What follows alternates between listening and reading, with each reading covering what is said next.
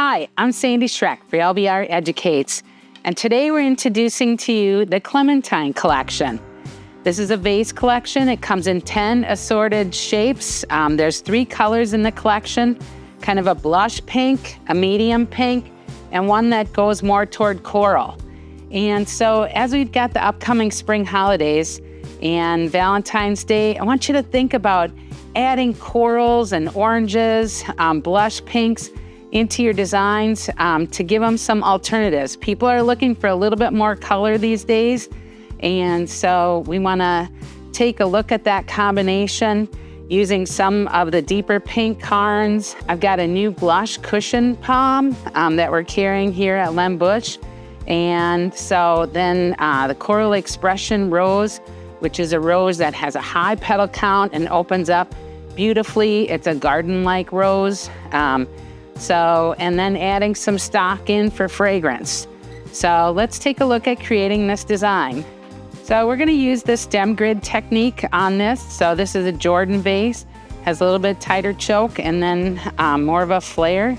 But I'm gonna start actually with my outer rim flowers. And so you can see that we're coming in and we're gonna cross these over to form X's down in your vase.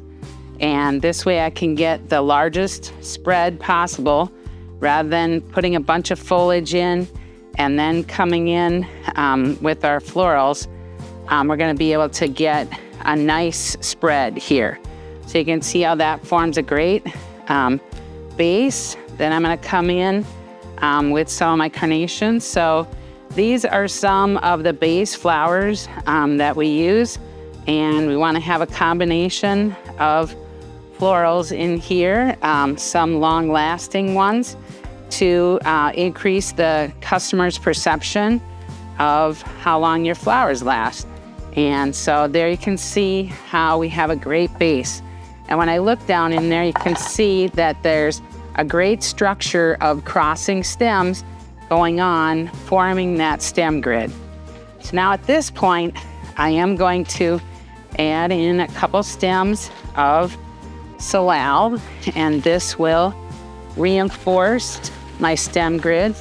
And you can see how we've got the florals spread out. We're just gonna come in with a couple of them going across the vase here from the rim area, and just continuing to reinforce that grid inside. And so we don't need a lot of greens in there. So the next thing I'm gonna do is come up and add some of our lime flowers.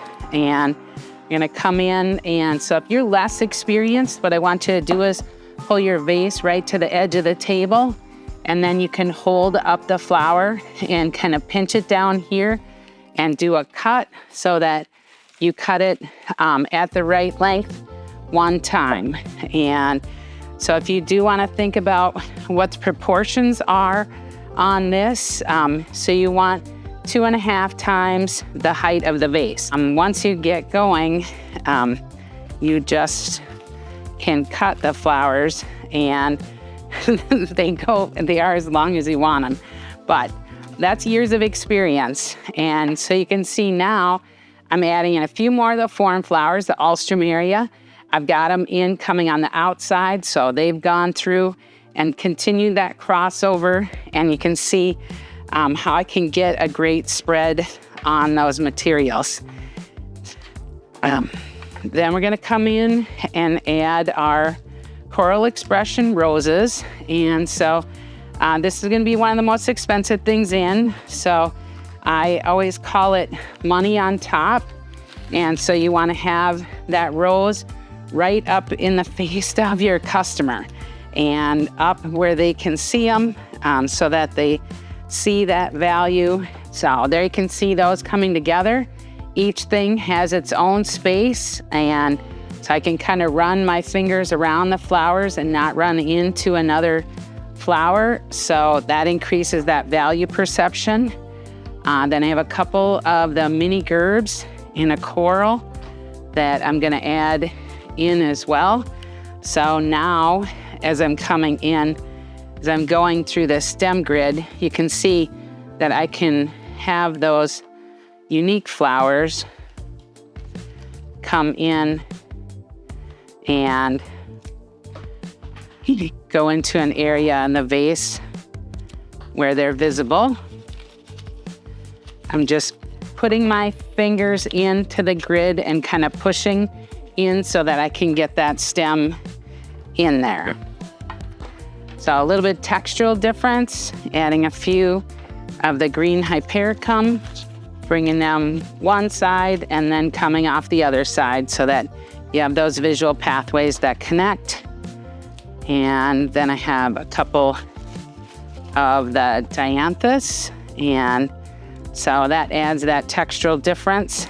And people don't realize they're in the carnation family, but a couple of those, and then a few of the scabiosa scoops dancing right up on top.